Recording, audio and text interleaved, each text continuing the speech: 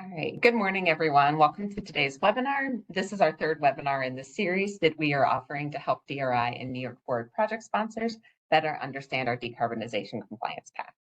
The focus of today's webinar will be the New York Stretch Path. We've already held 2 webinars on Energy Star and third-party certification paths, and we'll be posting those to our website soon. And then I will paste that link in the chat as well. We are also hosting an additional webinar next week discussing decarbonization of historic buildings and specific strategies to working with historic buildings if you're interested in joining. Just a couple of notes before we get started. This webinar is being recorded and will be posted to our website.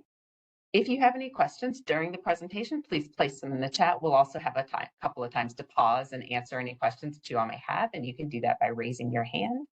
We will also have a Q&A portion at the end to answer any other questions.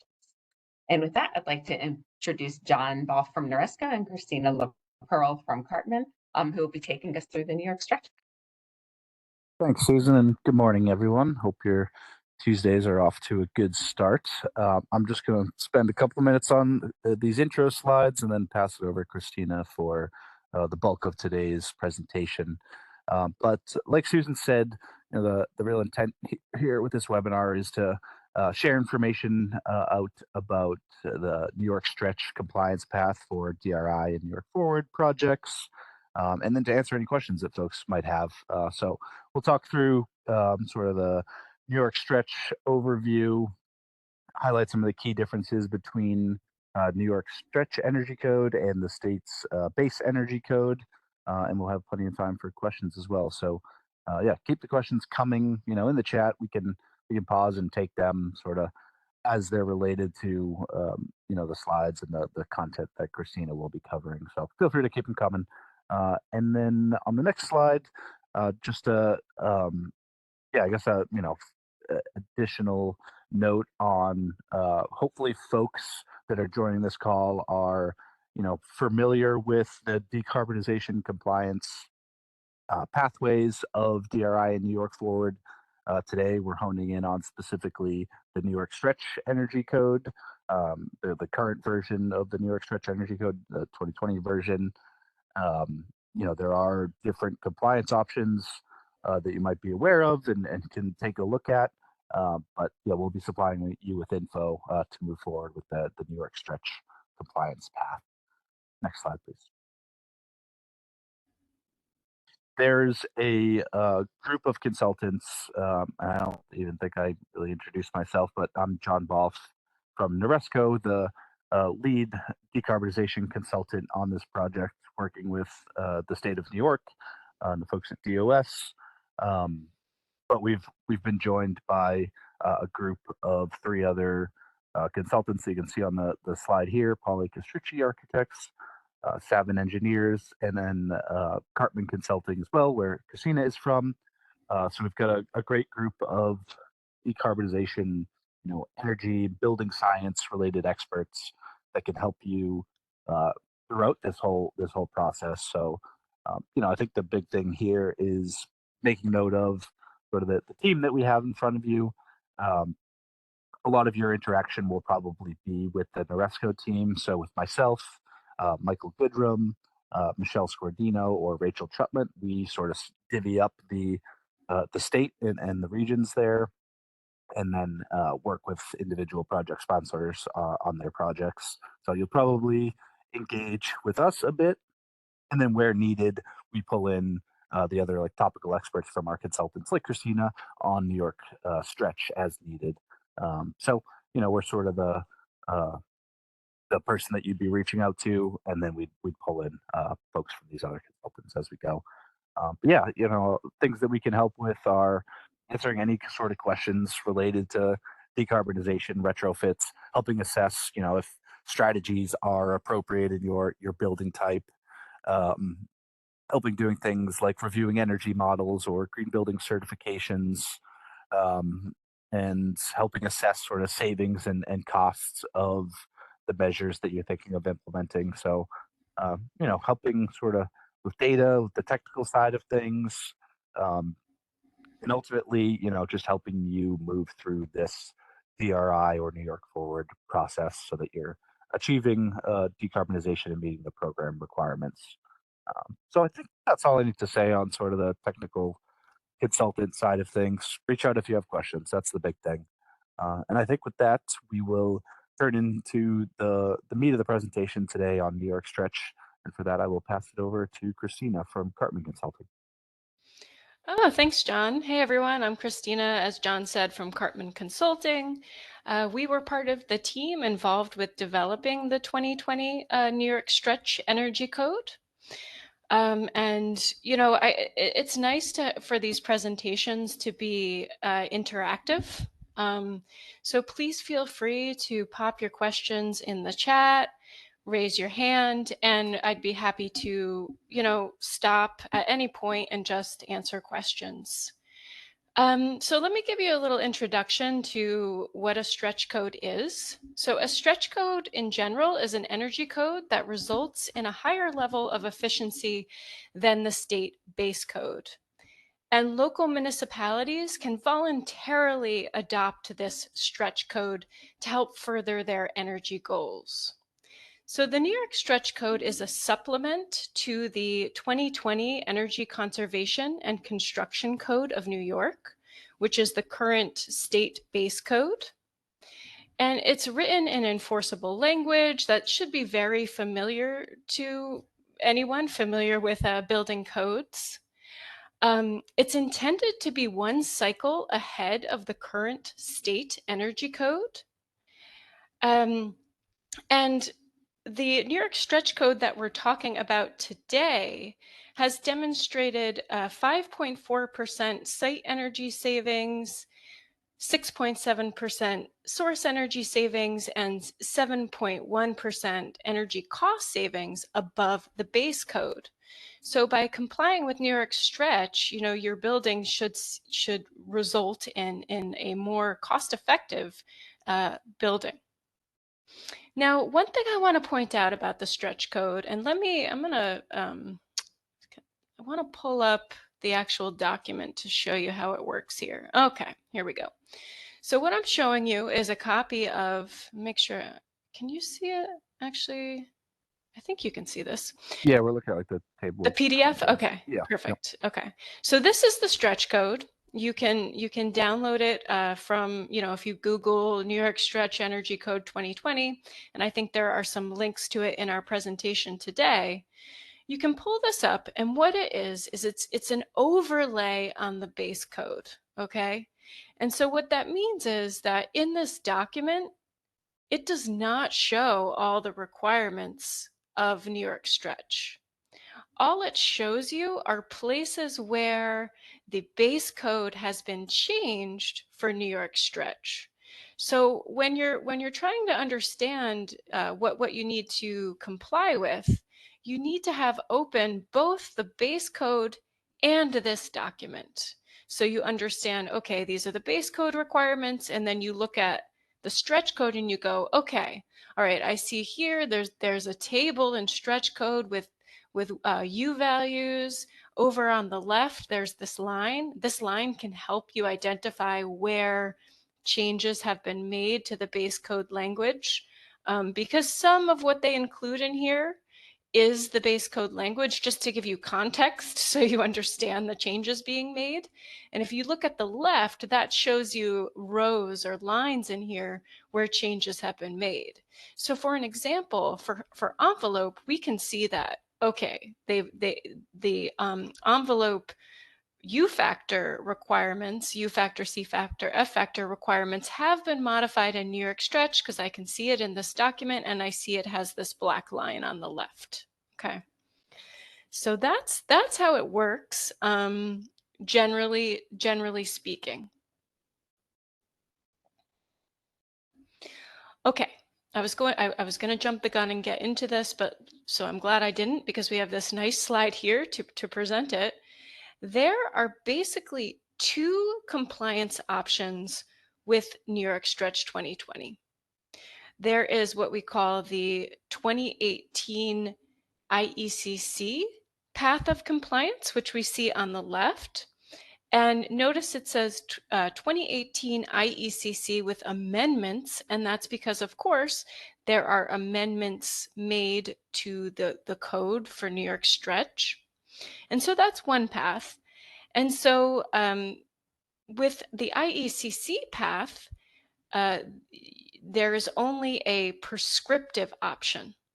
Because you can see here that the performance option, if you're familiar with IECC already, the performance option, which is called total building performance, that has been crossed out. And so with New York Stretch, you're not allowed to follow the performance option, which performance option means that it involves energy modeling to demonstrate compliance. That's been crossed out, so that's not allowed. So basically, if you choose to follow the IECC path of New York Stretch, the prescriptive option is the only option to demonstrate compliance.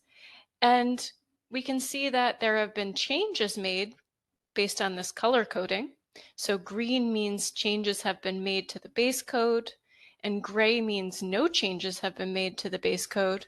We can see that there have been increased stringency for building envelope, mechanical, power and lighting, and with the additional efficiency package.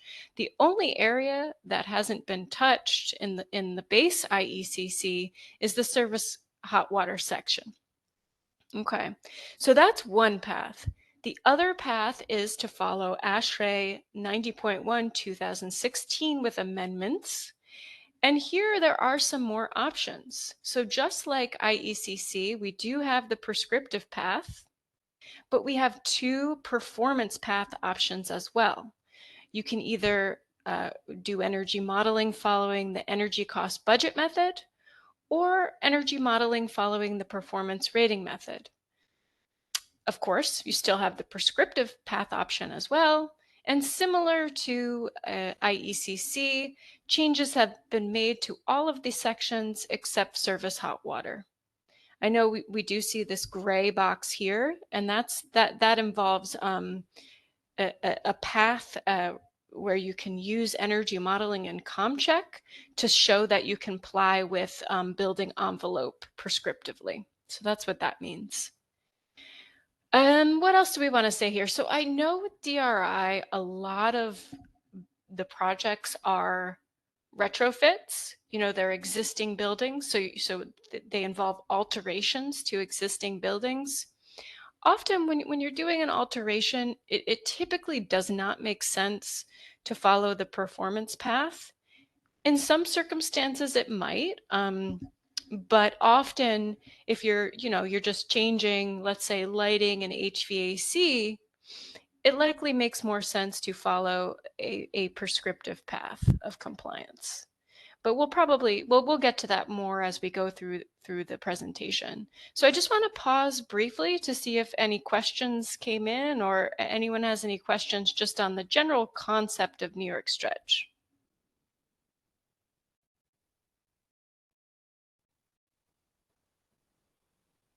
All right, I'm not hearing anything. Yep, no hands raised so far. Perfect, thank you. All right, so I'll carry on. I just want to, so we talked about how there have been changes made to the base code for New York Stretch, and you might be wondering, okay, what are some of these changes? And the first thing I want to say is that if your project involves just an alteration, it's important to pay attention to whether or not the requirements in New York Stretch actually apply to alterations. It's very often that the requirements only apply to new buildings. So keep a lookout for that. And I'll illustrate this as we go through these sample new mandatory requirements. And what a mandatory requirement means, as opposed to a prescriptive requirement, is that if you follow one of the performance paths that involve energy modeling in 90.1, if you're following one of those paths, you still need to comply with the mandatory requirements. You can trade off among the prescriptive requirements, but there are a set of requirements that are mandatory no matter what. So that's what that means. All right, some of these Elevators with a rise of greater than 75 feet must have a power conversion system of a specific type and efficiency. So this is called out in New York Stretch.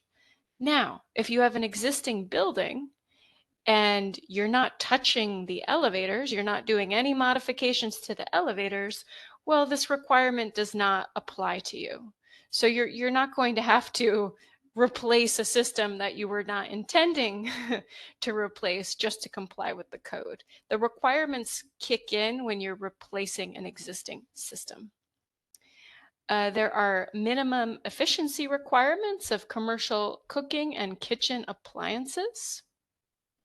So new parking garages with specific criteria, so greater than 10 spaces, must provide electric vehicle charging station capabilities.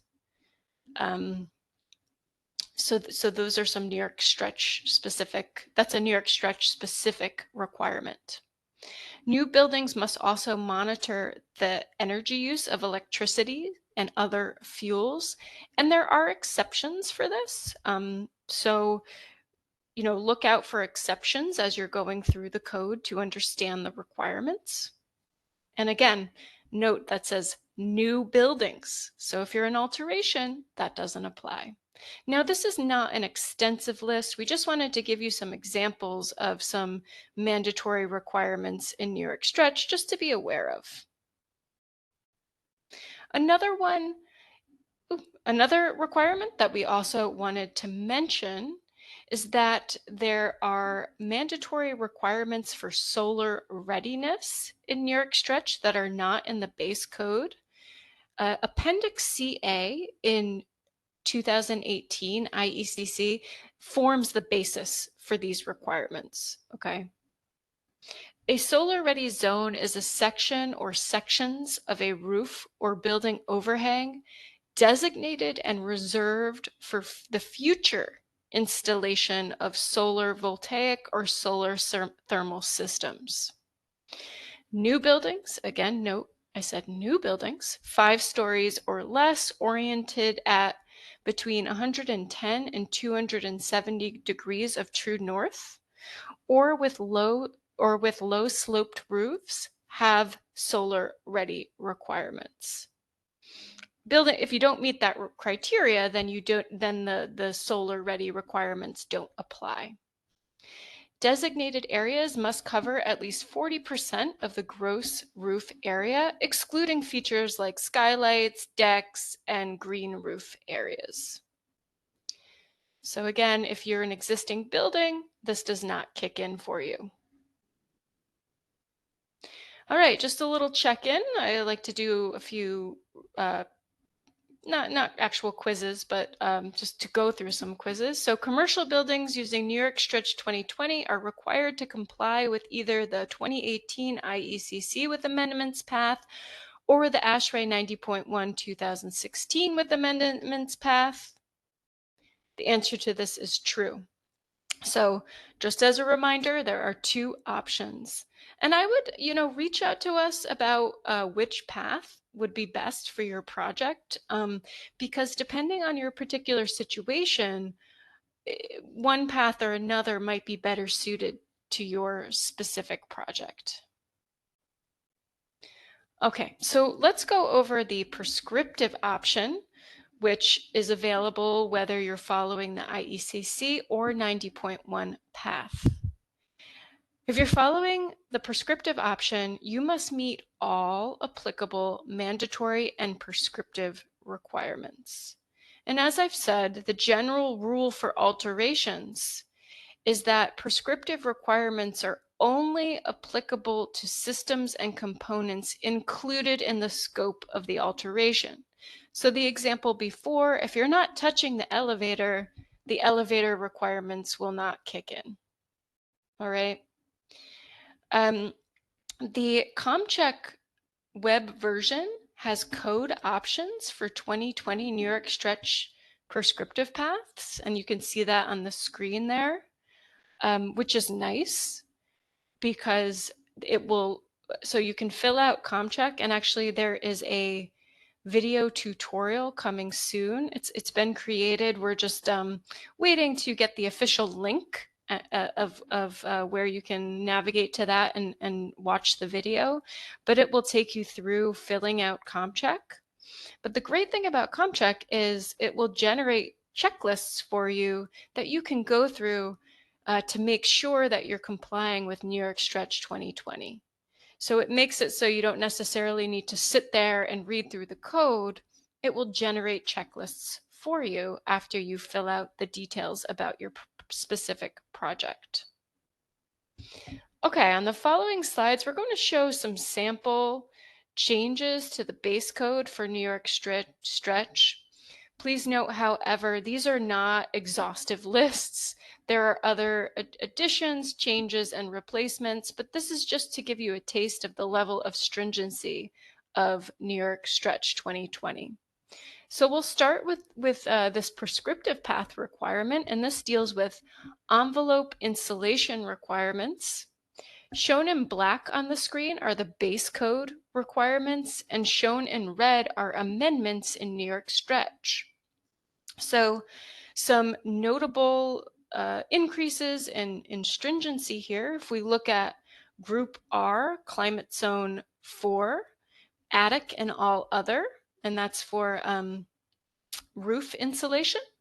If we look at 4 except marine, and then we go to Group R, and then we go to the attic and other row, well, the base code requires R38, but New York Stretch requires R53. So that is a notable increase, I think, in efficiency for New York Stretch. Some other notable increases in stringency, if we look at Climate Zone 5, Group R, above grade walls for metal buildings, it requires R13 cavity insulation. And then instead of R13 continuous, it requires R19.5 continuous insulation. So that's quite a bit more. So definitely something to be aware of as you plan your projects, that there are increases in insulation requirements with New York Stretch.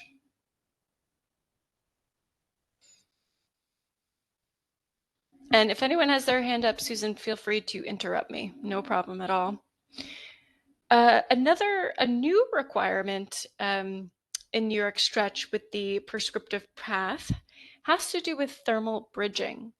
And the requirement is that structural elements of balconies and parapets that penetrate the building thermal envelope must be continuously insulated with R3 minimum or thermally broken with R3 minimum. The image on the left shows the second option of a thermal break. So the balcony is projecting to the left of the exterior wall, and the blue shows an insulation thermal break that is installed between the interior and exterior portion. This will stop/reduce the thermal bridging from interior to exterior.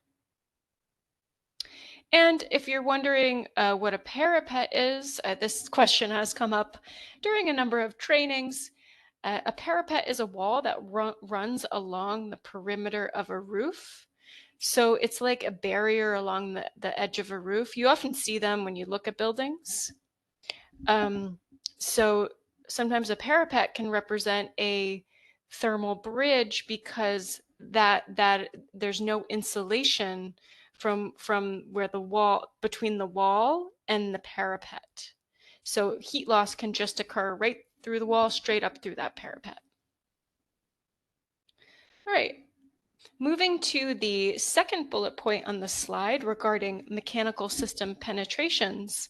When the total area of penetrations from equipment like packaged air conditioners, single package heat pumps, room air conditioners, you know, the HVAC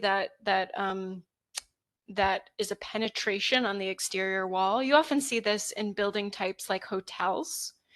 So where the area of that those penetrations exceeds 1% of the opaque above grade wall area, the mechanical equipment penetration area must be treated as a separate assembly with a default U factor of 0.5. You can also use the actual U factor, but it needs to be determined based on an approved testing standard. So this can make it so that you need more insulation. The surrounding walls need slightly more insulation to compensate for the penetration, the lower U factor of the penetration. All right, all right, so next, fenestration requirements. These, there is some increased stringency. Again, black is base code, red is New York stretch, but they're not massive jumps in stringency. Although 0.27 for non-metal framing all, that is a bit of a jump from the 0.38 or 0.45.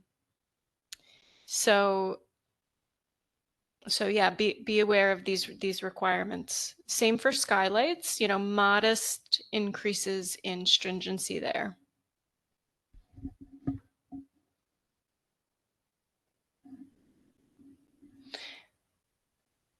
And I do want to just make one comment. If you're considering making a retrofit, let's say you have an existing building and you're thinking, oh my gosh, we have single pane windows, they're terrible. We'd like to replace them, but we just don't have the resources to meet a U factor of 0.27. Don't hesitate to reach out to NYF to discuss this issue.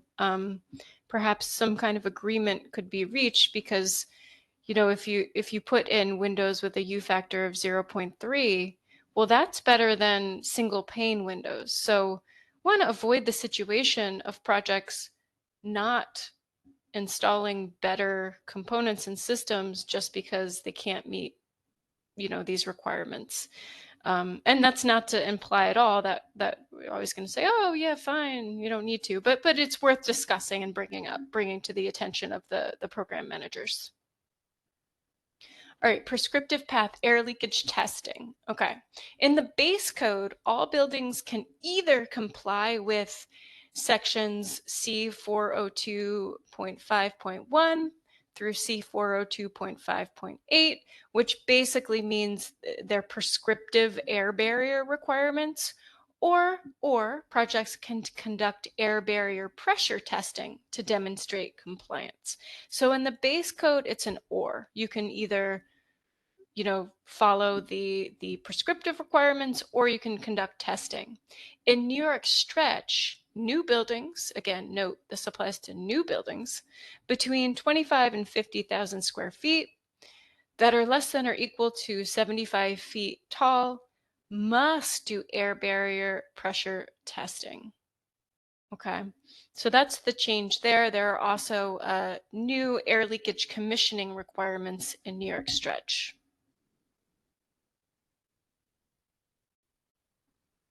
All right, a little check-in. Structural elements of balconies and parapets that penetrate the building thermal envelope must be continuously insulated or thermally broken to what R value? Just a little reminder, R3. And this is a new requirement that's important to remember if you are constructing a new building.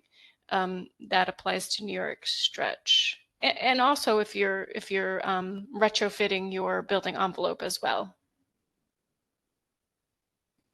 Okay, some important things to go over with HVAC.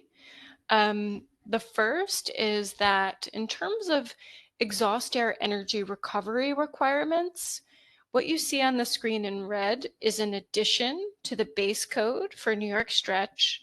So there is an exception to the requirement to install exhaust air energy recovery, where if the largest source of air exhausted at a single location is less than 75% of the design outdoor air flow rate, you are exempt from exhaust air energy recovery requirements. That's in the base code. What's added here is that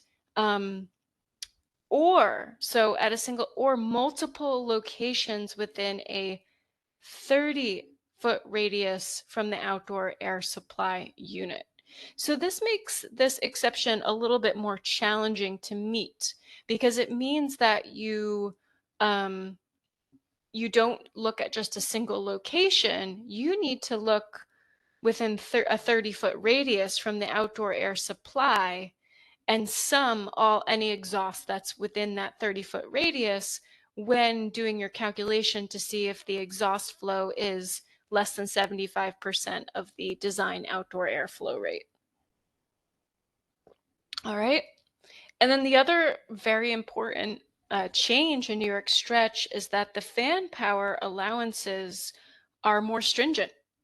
So you can see on the screen there in black is the base code allowance, and then in red is the stretch code allowance. And you know, let's take a look at option 1, variable volume. It drops from an allowance of approximately 0.0015 horsepower per CFM to 0.0011 horsepower per CFM. So that's a significant drop. So it's important to keep this in mind. Many projects are opting to install systems that have relatively low fan power these days. We're seeing a lot of variable refrigerant flow and just mini splits, you know, the ductless mini splits. Those have relatively low fan power. So often, you know, projects are not too concerned with, you know, exceeding these requirements. The important thing to remember in those situations is that you typically need a direct outside air system to provide outside air. So you just want to keep an eye on the fan power in that unit to make sure you're complying with New York Stretch. Interior lighting allowances. So similar to the other components we've talked about, the stringency has been increased. And the slide is just showing you a sample. Some of the high impact changes, if we look at hospital in the building area type table, I mean, I doubt there will be hospitals in the DRI program, but maybe. But if we look at hospital, it's gone from a 1.05 allowance to 0.86. So that's a significant change. And same with, so that's the building area method. There are 2 methods for demonstrating compliance with interior lighting power limits. You have the building area method, which the table for that is shown on the left. Then there's also the space by space method, which is shown on the right. And so in terms of the space by space allowances, some dramatic ones here, it looks like they really slashed the allowances for performing arts theaters. So if we look here, audience seating area goes from 2.03 to 1.34. And then the lobby in a performing arts theater goes from 1.7. Well, I don't know why these, maybe that's a mistake. These are both in red. I'm assuming the 1.7 is supposed to be in black, but goes from 1.7 to 0.82. So, so some increases in stringency with lighting for sure. And then we just want you to be aware of some other lighting requirements regarding occupancy sensors for the IECC path. They're actually required in corridors and transition areas and dining areas, which they weren't in the base code. There are automatic lighting reduction controls for exit, access, and egress lighting, of course, with some exceptions. The space wattage level that triggers daylighting control requirements is reduced in New York Stretch, so that makes it more likely that your space is going to require daylighting controls. And then there are some increases in stringency when it comes to determining your side-lit zone. Exterior lighting must be controlled to reduce total wattage by 50% instead of 30% during select times. And there's kind of almost a structural change for parking area lighting controls. Whereas in the base code, outdoor parking area lighting controls are required for fixtures that each have over 78 watts. Instead, New York Stretch says outdoor parking area lighting controls are required when all fixtures, for all fixtures except when the total lighting wattage is less than 1,000 watts. So it looks at the total as opposed to each fixture. And lastly, there are some reduced parking area lighting allowance for some lighting zones and allowances for pedestrian and vehicle entrances and exits.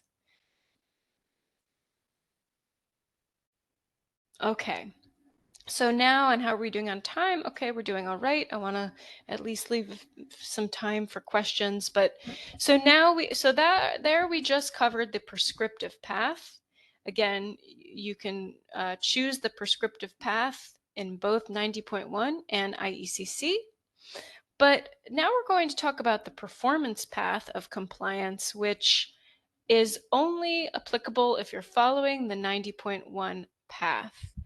And there are two options. You have Section 11, the energy cost budget method, or Appendix G, the performance rating method. What we're trying to illustrate on this slide is that, and I mentioned this before, even though you might choose to follow a performance path, which involves energy modeling, there are mandatory provisions in 90.1 that your project will still need to comply with. And all of the mandatory provisions will be in section .4. So you can see here, like for building envelope, which is section 5, section 5.4 includes all the mandatory requirements. Same concept for HVAC, 6.4 includes all the mandatory requirements. So when you're looking for those mandatory requirements, go to the section of interest and look for the .4 section. Those will include your mandatory provisions that you need to comply with. You are allowed trade-offs, though, within the prescriptive provisions, as long as the building as a whole, minimally complies with code. So maybe you are going to install lighting with a slightly higher lighting power than allowed prescriptively, and you're going to make up for that by specifying more efficient HVAC equipment. And the energy model will be run, and it will tell you whether that trade-off resulted in an equal building, right? The building that performs at the level of minimum code compliance. Okay, I just want to make sure I didn't miss anything on this slide. Yeah, so you might be wondering, like, why would someone decide to follow a performance path instead of a prescriptive path? Sometimes projects don't want to or can't comply with a prescriptive requirement in the code. So in that case, they're forced to follow a performance path because they can't comply. So one example is that prescriptively, you are not allowed to exceed a 40% window to wall ratio. Now, there are some exceptions, but let's just say that none of the exceptions are applicable. Well, then you're going to have to follow one of the performance paths because you just can't comply prescriptively if your building is over a 40% window to wall ratio. So that is often why a project will choose to follow a performance path.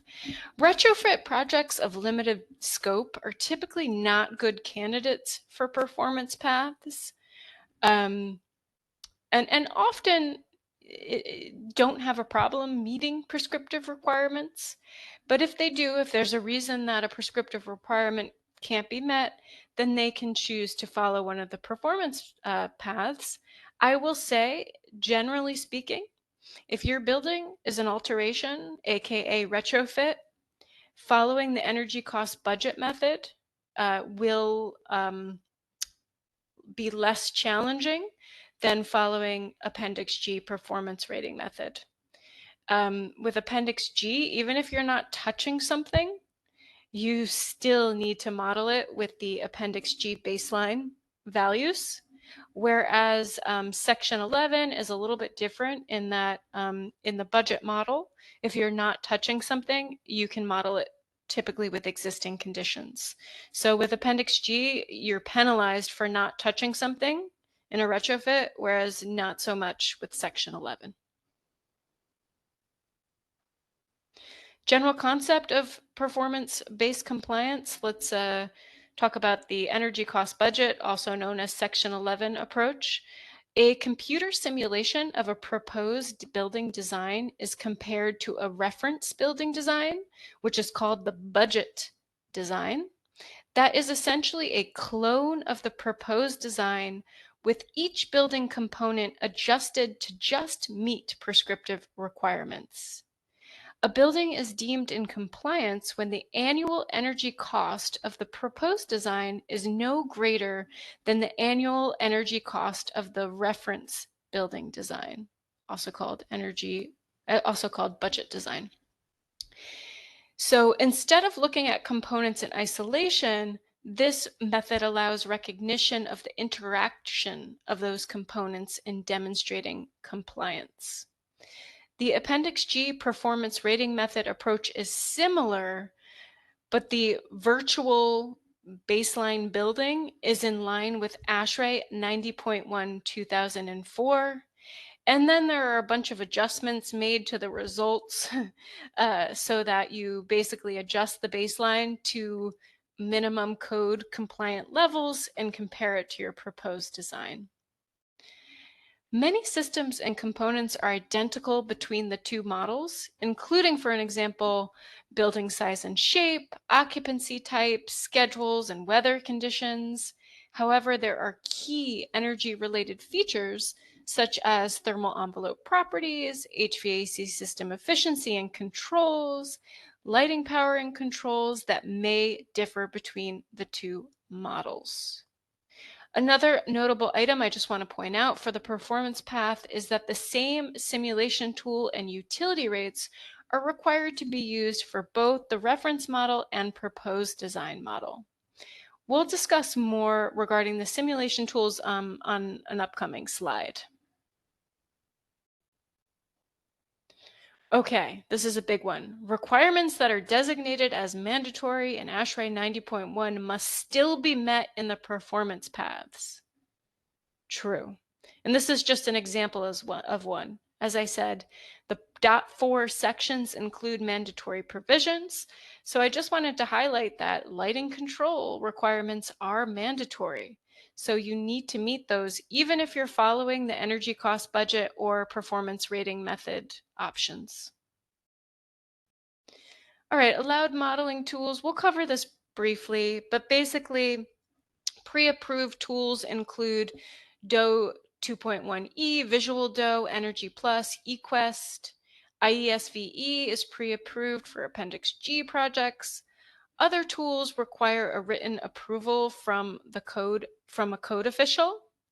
And the tools shown on the slide have similar capabilities to DOE 2-based tools and may be submitted for approval.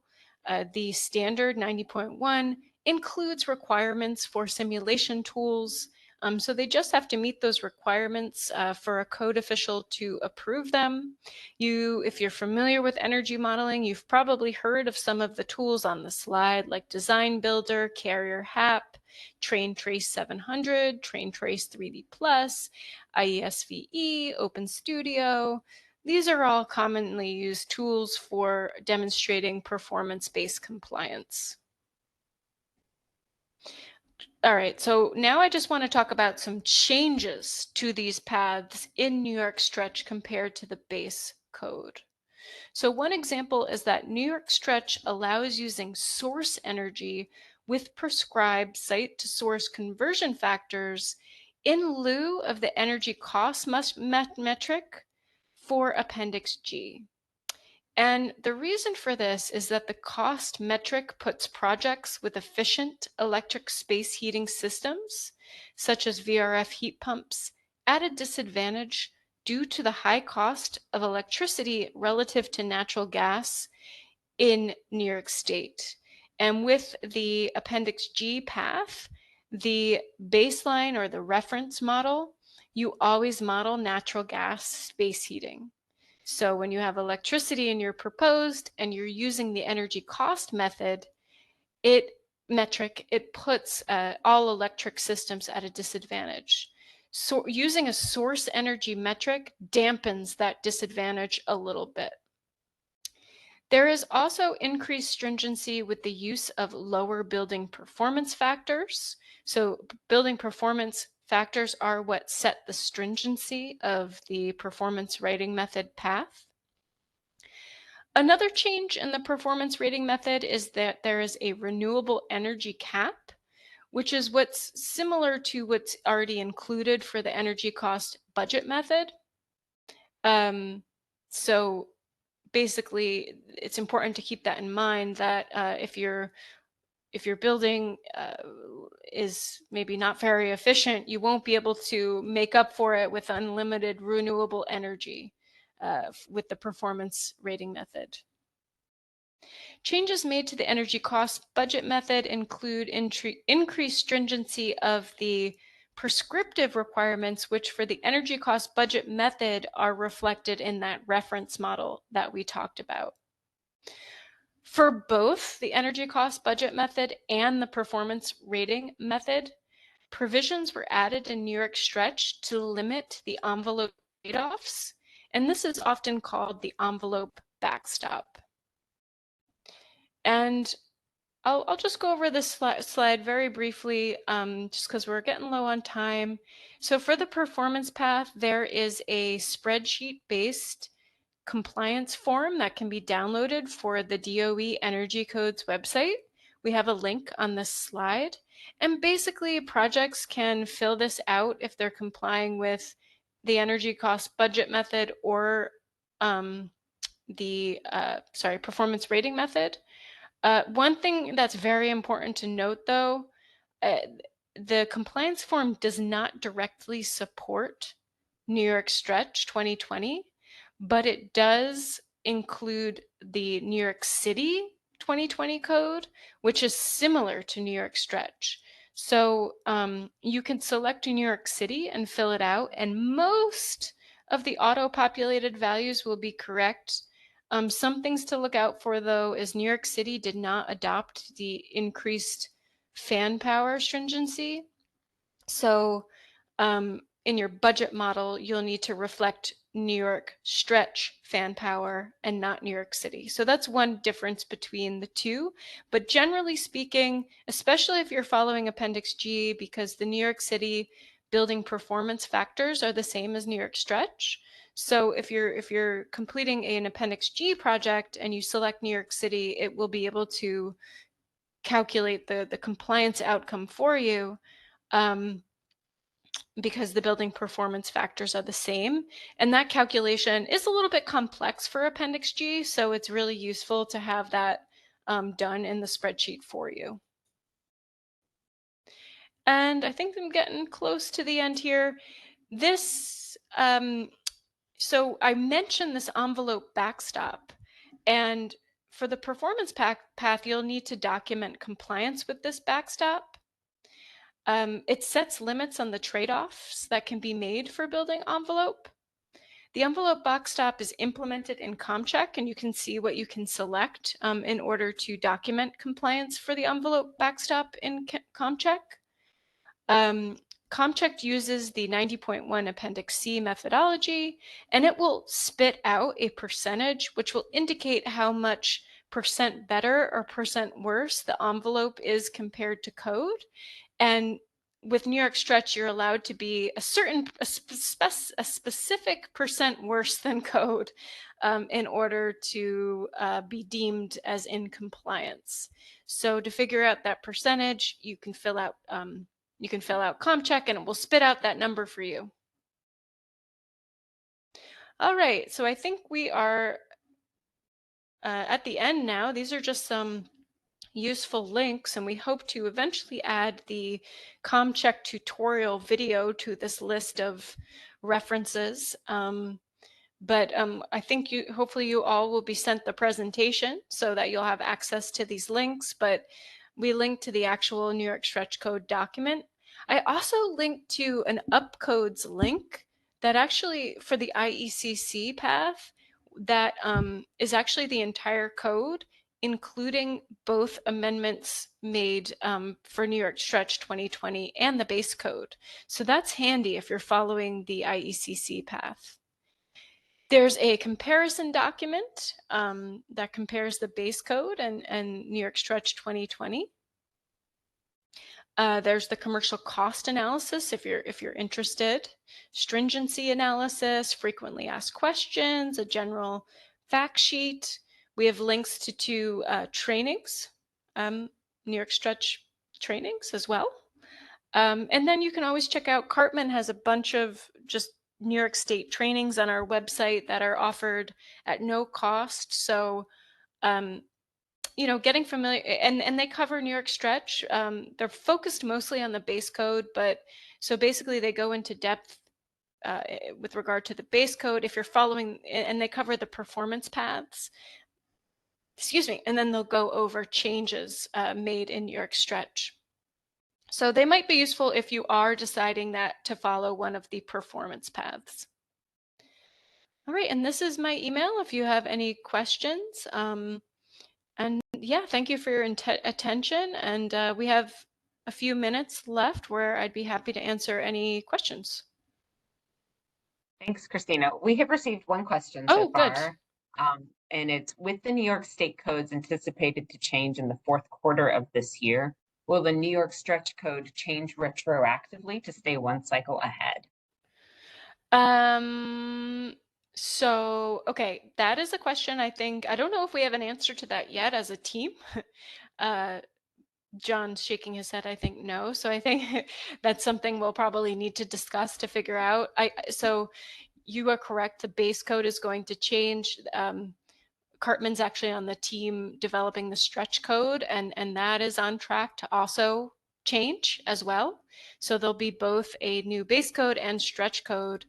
But yeah, we'll have to discuss internally how that will interact with the program.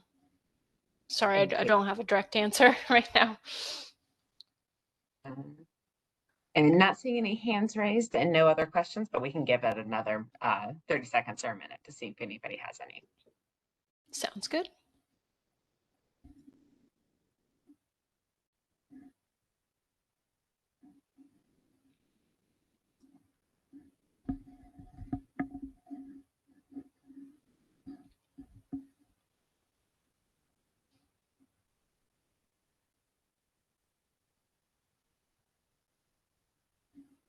All right, not seeing anything new come in, but if you all have any questions that pop up after this, feel free to email Christina, or I think you've also seen the contact information for John and some of the other NORESCO team in other meetings. So please, of course, reach out if you have any questions as you're developing your projects. And we want to thank you for attending today and look forward to working with all of you as these projects move forward. All right, everyone, have a nice afternoon. Thank you. Thanks, everyone. Bye-bye.